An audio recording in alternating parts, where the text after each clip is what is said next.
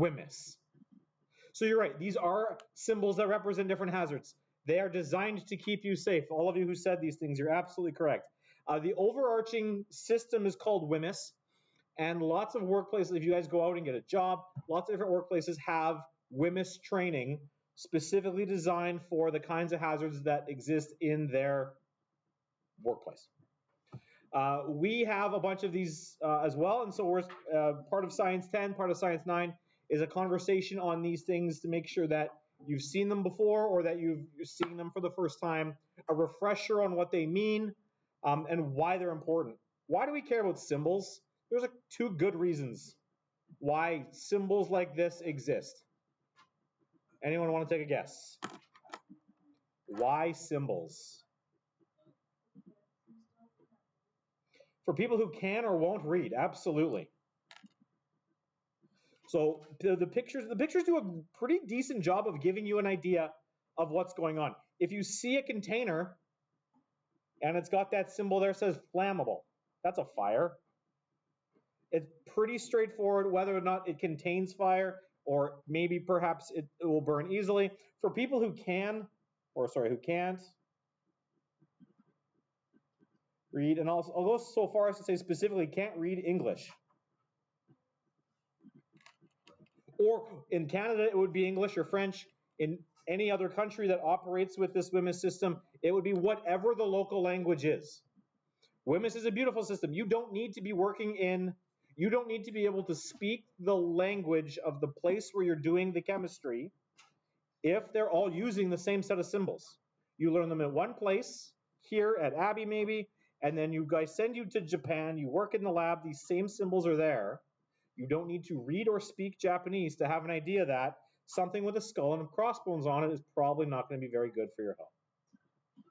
So if you can't read English, you don't have the time to read the English. If people put big paragraphs on the container of that chemical, perhaps you don't stop to read. You don't want to read all the English. For a bunch of great reasons, the pictures are great. I can't read the English, and I'm going to say here, it's this phrase, picture is worth what? Who knows the phrase? 1,000 words. What you can say with one picture speaks volumes. And so there's all sorts of different things that contain these symbols that perhaps you're not used to seeing or that you might not expect. This is a container of Right Guard Extreme Fresh Blast Precision Dry Spray. It's an antiperspirant. It's a deodorant. It's not my deodorant, but I have it. It has these two symbols on it. That symbol means this object is? This symbol means the object is? Highly explosive. See, without having to read those words, you guys know exactly what's going on here. With my Physics 12, sometimes we play with potato cannons for a particular part of my unit. That's what this is for. Something that's flammable and explosive is a really good source of fuel for a potato cannon. So, sorry? Yeah.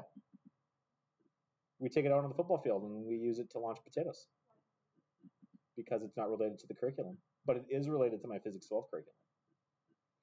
So it's not projectile motion or not. Do you have a potato cannon? Is it made? If you had a made potato cannon, I would let you bring it and we could use it. So if you want that to be a personal project over spring break, go for it. And so let's say you have your own potato cannon. You're looking for those symbols to find a decent accelerant to actually launch the thing. Those symbols are everywhere. Spray deodorant cans, things like WD-40, this guy right here. My classroom fire extinguisher also has those WHMIS symbols. They're a lot smaller. They're not on the front, they're on the back. It's a different set of symbols. These ones look like this. Yep, it's a gas cylinder. It's that guy right there. Boom. Let's see if I can. Yeah. Gas cylinder, I mean, you could read it, but does anyone know without reading it what the gas cylinder means? Yeah. Under pressure, yeah. So, I mean, the contents of a fire extinguisher have to be under pressure. If they're not under pressure and you pull the trigger, nothing's going to happen. So these things have to be pressurized. That's what this gauge on the front is for. Oh, where is it? Right there. This thing is at the appropriate pressure. It's not too high, it's not too low. It's like Goldilocks. It's just right. And it's got that symbol on there too. This symbol is not one that perhaps we're as familiar with. If you look at this sheet, it tells you that that symbol means it may cause less serious health effects, but still health effects, and it may or may not damage the ozone layer. Just because it's there doesn't mean it does all of the things in the description. This thing does not damage the ozone layer, but it does cause health effects. I can't remember if it was your guys' class or the other class that I told this to. It's because this thing causes minor health effects, and because this thing is pressurized, that A, we don't spray it on other people. I can tell you that for sure. And B, in the event that you need to defend yourself, the fire extinguisher will be so cool. Because if you're, I don't know, say, hypothetical scenario, someone is attacking you. Those are a few things. This thing's really heavy. Also, if you point it at someone, like Malik, and you spray it at Malik, we talked about it yesterday. It makes it hard to breathe. It's going to get in your eyes. It's going to make it hard to see. So, with all of the conversations around all the drama that happens in the country south of us, every school classroom with a fire extinguisher actually does a lot of good. So fire extinguishers are really quite a handy tool, not just for putting out fires, but based on their warnings, useful for all sorts of fun things. So all of these symbols exist on products that perhaps you don't necessarily recognize already. And we're just going to take a look at them, all of them, review what these things mean, and then I will for you to play with them a little bit. So here we go. Gas cylinder, we talked about it already. The thing is under pressure. That means should it fail, it will explode, which is not ideal, which is why you get those things maintained. Every year, the fire department comes, goes through our building, inspects all of our fire extinguishers. Maybe not every year, every 2 years. There's a schedule for them. Because if the thing fails, it's going to fail catastrophically. And they want to make sure that the pressure is where it needs to be so that the thing functions the way we want it to. The exclamation mark may cause less serious health effects. So it just make you hard to breathe, might make it hard to see. Like, not necessarily long-lasting, universally negative, but certainly unpleasant. The fire goes without saying. The chemical or its vapors will catch fire easily if it's near heat, flames, or sparks. So like that deodorant spray that I had is absolutely flammable. On its own, it's not going to combust, but if be honest, how many of you have done this? Got the flammable deodorant and the lighter and went, like, have we done this before? Made yourself a little mini flamethrower? You've not done this? Hairspray is great for that too. Hairspray is absolutely good for that kind of thing. No, I don't have my lighter with me. Flammable. This one, it's a little explosion centered on what should be someone's heart. This one's not as universally recognized as the skull and crossbones, but I don't know, an explosion on the heart seems to convey fairly serious health effects, which is exactly what it says here. May cause serious health effects. Again, might not immediately kill you, but may have longer lasting, may produce longer lasting damage. Things like blindness, perhaps. I don't know. This one here, the flame over the circle. That's not a circle. That's actually the letter O. This is the letter O. The letter O in science is synonymous with what element? Yes, sir. Oxygen. And what does oxygen do when there's a lot of it kicking around? What needs oxygen to survive? Not just you. Fire. So while the object that you're talking about, the thing that is labeled like this, might not itself be flammable, what it will do is it will provide it as a source of oxygen. It's whatever it is, it's an oxygen producer, also called an oxidizer. Anything that does this increases the flammability of everything that's around it. So it's a warning symbol that this thing might increase the risk of fire if it is in contact with a flammable substance. Skull and crossbones, perhaps the most familiar, also on pirate flags. Skull and crossbones is the universal symbol for death. If you see the skull and crossbones on something, specifically what kind of death? Well, swallowing, licking, or breathing the chemical will cause serious health effects, including death. Toxicity will result even with small amounts. The skull and crossbones is something you don't want to screw around with. This you will never do in the lab. Swallowing and licking, you never do these things. This is what old school chemists had to do. They're like, oh, I have this thing. What does it do? It smells like nothing. Let's see what it tastes like. And we discover that there is all sorts of really negative effects that come as a result. Never do this. And then how you choose to breathe or not in the lab is going to be important too. Typically speaking, you're not going to work with anything with a skull and crossbones on it that's related to breathing in the chemical. We would all need respirators if that was how it was going to be a thing. But certainly there are things that if you chose to ingest them, they would kill you. We have them in the lab. We have a lot of them in the lab. Skull and crossbones goes without saying. This is another fun one, the explosion one. In the context of a chemical, it means that the chemical is highly reactive and is an explosion hazard. Hands up if your science teacher last year played with sodium. Only one? Who'd you have? Oh yeah, she did. Easton should have. Easton threw some sodium in some water, thing went boom all by itself. Okay, well if he didn't, I will for you just for fun. Not today, but later. Any excuse, that's probably the funnest part of Science 9 is blowing stuff up. This symbol here means that in the context of a single chemical, that the chemical itself is highly reactive and is an explosion hazard. Sodium is one of these chemicals. If your science teacher really didn't do it, I will happily do it for you. This next one is biohazard. In the context of Science 10, you're not going to see these things. This symbol means that the material contains harmful microorganisms, bacteria, and viruses. Again, you guys aren't going to work with anything like this. But when I taught psychology, or if you decide to take biology, in psychology, I had my students doing brain dissections. In biology, there's all sorts of things to dissect. And there's a very real possibility that whatever object you're dissecting could contain bacteria present in the sample. And so there's specific safety procedures for this. This is corrosive.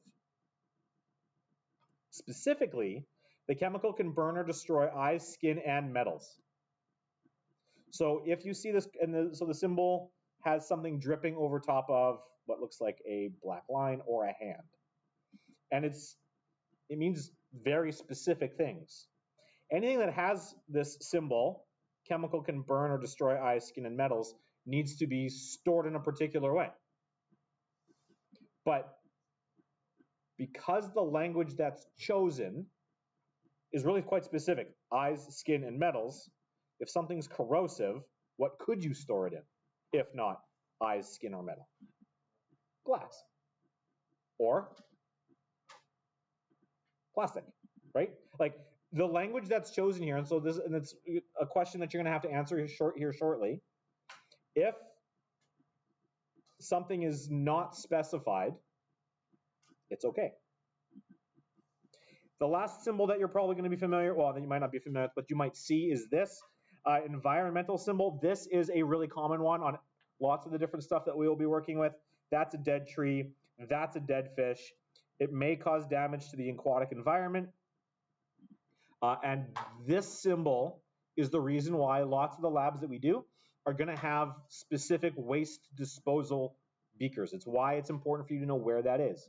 because lots of the stuff that we work with isn't going to be safe to just pour down the drain. We have to make it safe to pour down the drain. And so there are procedures beyond what I will ask you to do to make that happen. That's why we have Christy, our lab tech, who's here once a week. She makes it so that the stuff that looks like this gets disposed of properly. There's one more symbol that's not part of WHMIS because it's an internationally recognized symbol that already exists. What symbol is missing? It's a fun one, commonly found in a popular video game series that turned into a TV show. Do you have a thought, Memphis? What's your thought? Which one? That says warning? Nope, not that one. No, nobody knows. It was on Amazon Prime, this particular TV show from a video game series. It's got five games. Symbol looks like this.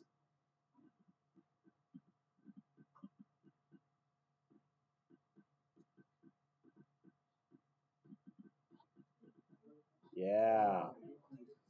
Nuclear. It's not. This is not well drawn, but this is what the symbol looks like. It's not part of WHMIS because this was, arguably speaking, the first symbol that was produced for the purposes of, just so you're aware, this compound is quite dangerous. We have stuff in the lab, you're not allowed to play with it, that has this symbol. This symbol means radioactive. We have radioactive things in the lab. You won't be allowed to play with them, but they're pretty cool. So this is another symbol related to WHMIS that's pretty universally known. The video game series I was referring to was Fallout. Any Fallout players or watchers? No? Yeah, okay. I figured I'd have at least one.